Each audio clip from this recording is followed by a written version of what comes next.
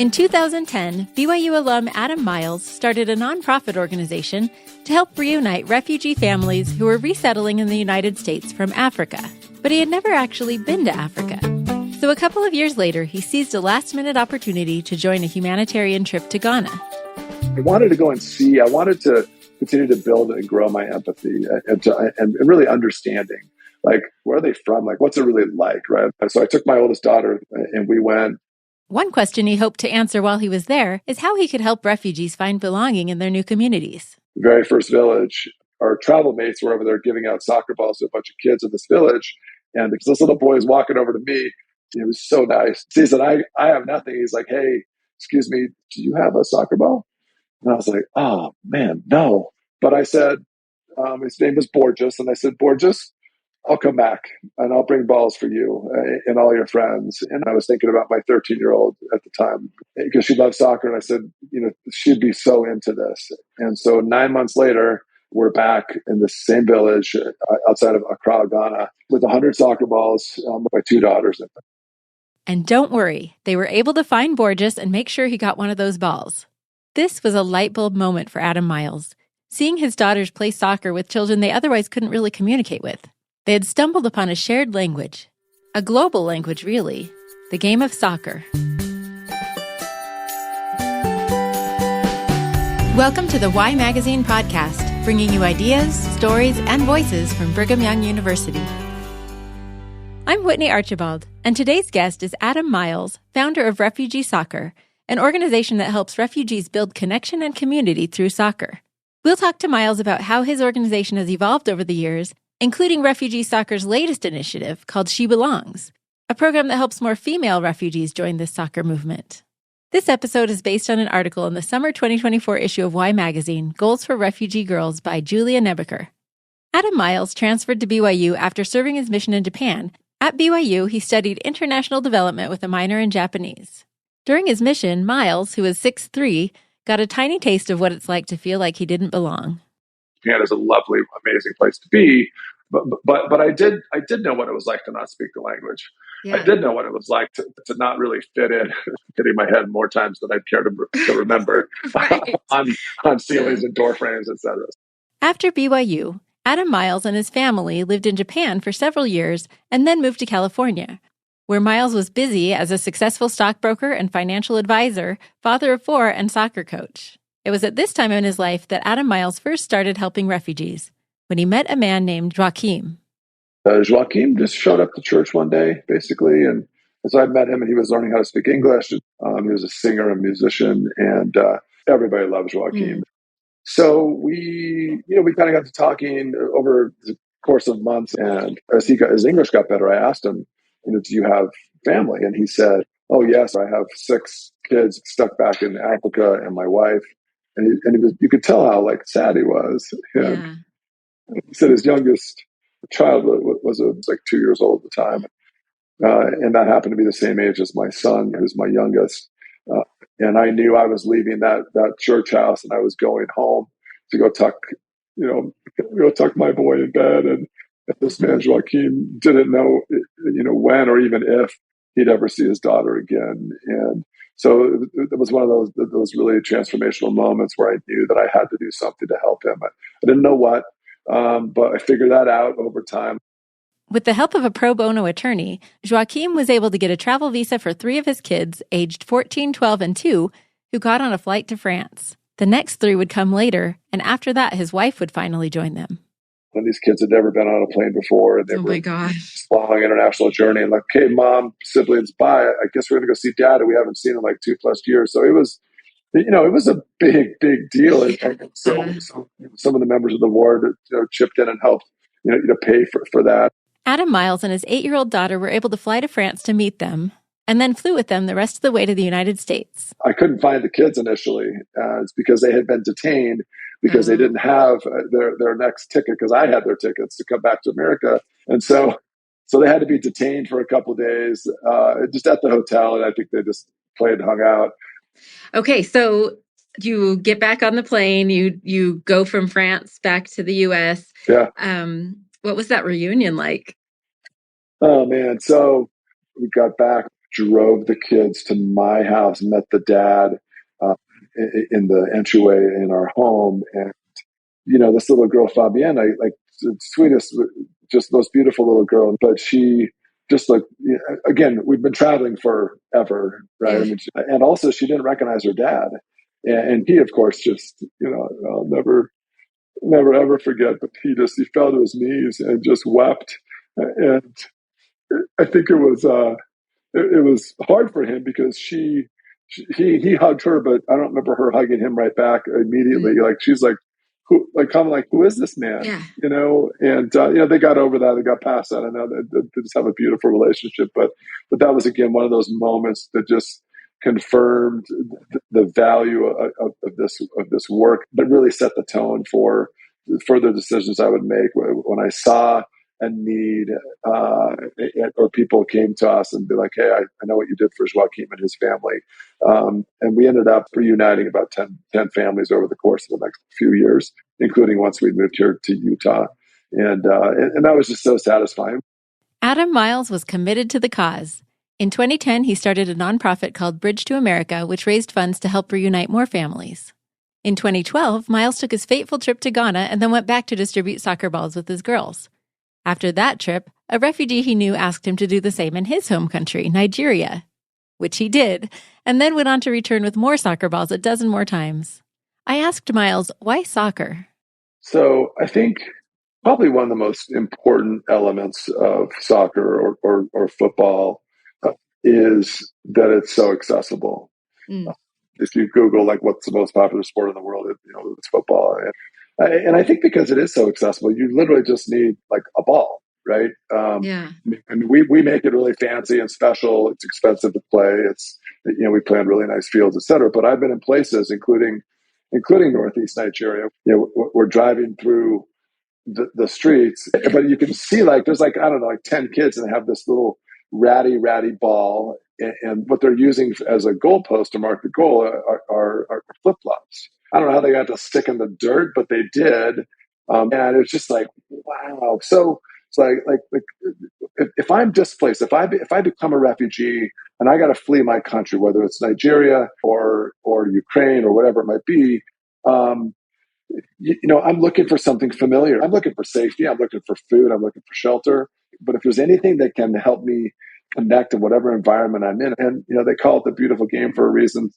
When you've got a team working for a literal goal of putting this ball in between two objects, whether they be flip flops or an actual goalpost, it's pretty cool. And you have the movement of your body, the health aspects that come from that, and just the endorphins that come from moving your body.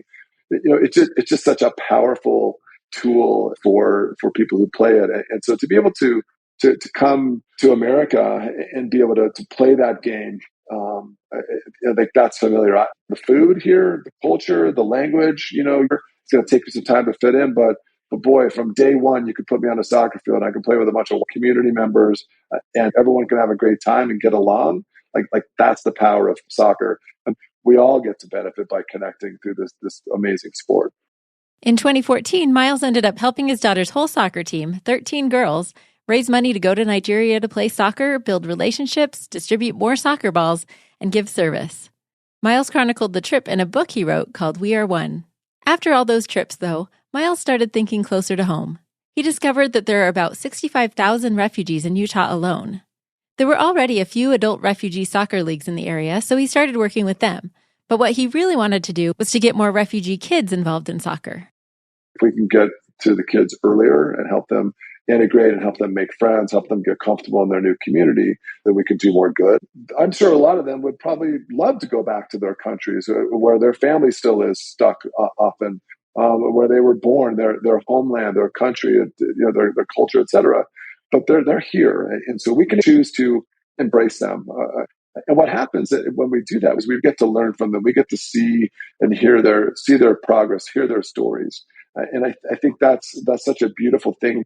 So in 2016, Adam Miles launched Refugee Soccer with the threefold mission of play, equip, and compete. The organization raises money for refugee kids to join local teams, collects used gear to make sure the kids have the equipment they need to play, and helps them travel to competitions. We've got at least 20 kids this year who are playing on competitive clubs, which can cost $2,000 to $5,000 a year, depending on the club, depending how much they travel. It's a lot of money, and so we do our best to raise money, and it makes our communities better too. It's not just, oh, let's help these poor little refugee kids. It's like, hey, let's get a refugee kid who plays a different style of soccer. Let's put him on your team. Watch what that does to your whole team dynamic, and it gives your kids and your parents and your coaches an opportunity to look at the world in a different way, and that is powerful. So are you actually forming teams, or are you helping refugees getting onto existing teams? Yeah, we're helping them get onto established teams. We are not a formal club or team. We've done that a couple times. You could choose between having like what we used to have 8 years ago, the Somali Stars. It was all Somali kids. It's a 100% refugee team, and they go play non-refugee teams. Or you can put kids onto established clubs, and there's maybe one or two refugee kids with a bunch of non-refugee kids. I feel like that's a better way to connect these kids to their broader community. So that's what we do, 99% of the time. You mentioned the obvious obstacle is financial, but what other obstacles have you had to help these kids overcome to be able to play? The other piece of it for girls, especially the barriers to girls playing, is cultural, but it is our opportunity to provide an alternative to that stance on whether girls play soccer or not. And it was a year and a half ago that I was really, again, girl dad, 3 daughters, 5 granddaughters.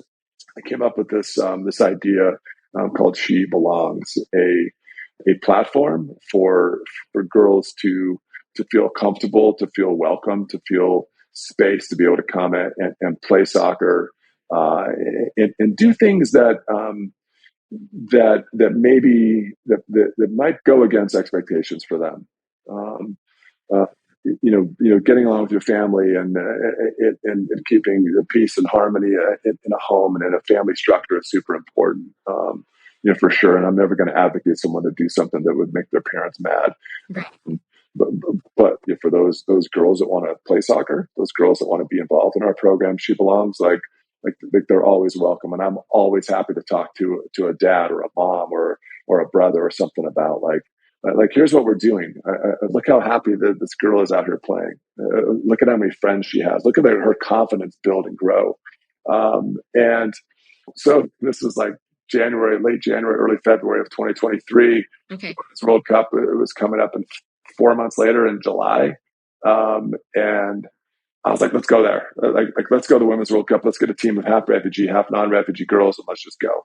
And we did. We pulled it off, and with a lot of support from a lot of people, and it was just this beautiful trip. We made a documentary film about it. Which I'm so pleased with the way it turned out. It's just called She Belongs, the movie. The next big plan for She Belongs is hosting a She Belongs Global Cup in Madrid, Spain in 2025. And we're inviting teams from around the world. We've got a team from India that's committed. We just had a call earlier this morning with the team out of Denmark. I'll be in the UK next week, meeting them and helping them form their team. We should have 6, if not close to 8 teams, including our headquarters team, which we've already formed. And we'll all come together in Madrid, Spain. We've chose that place because the Spanish women, La Roja, they won the Women's World Cup that we were able to attend. And so it's a great continuation of the She Belongs journey. It inspires people to look at them in a different way. And it inspires the girls who are involved to feel special. I'd love to talk about that next.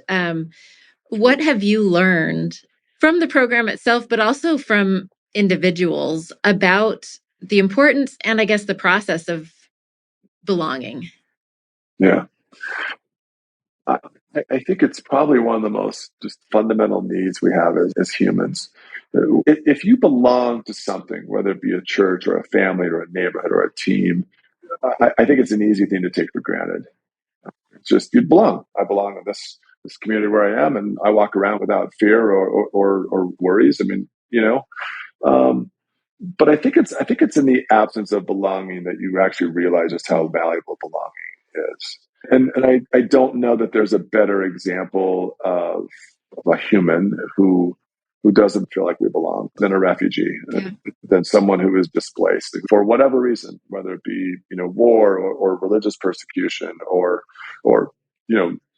famine and things like you got to leave, like you're fleeing where you grew up, where you do belong. Like it's what you know, it's what you're comfortable with.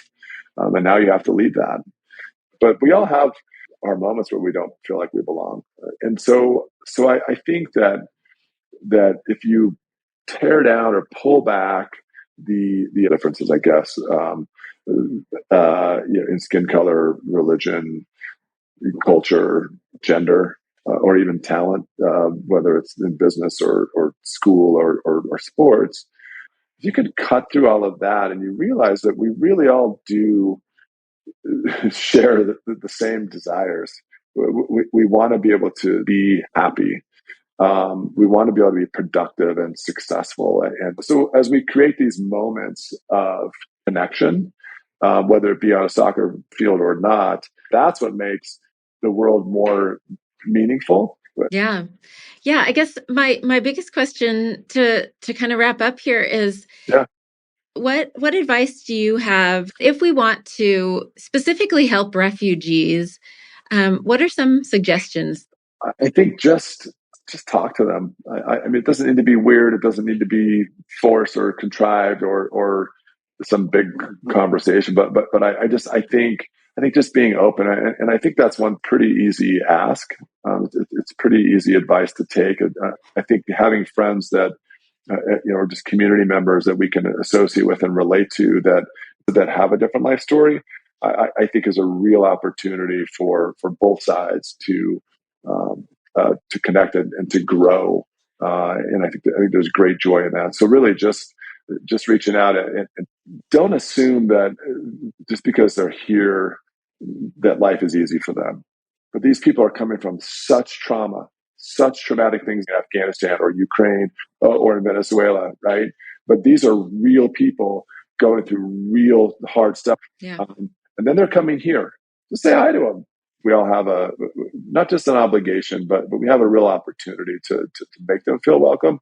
And in return, there'll be this dividend of our own belonging, of our own value and worth as humans, as souls.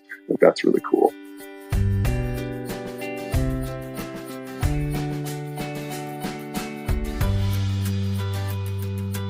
Thank you for listening to the Y Magazine podcast.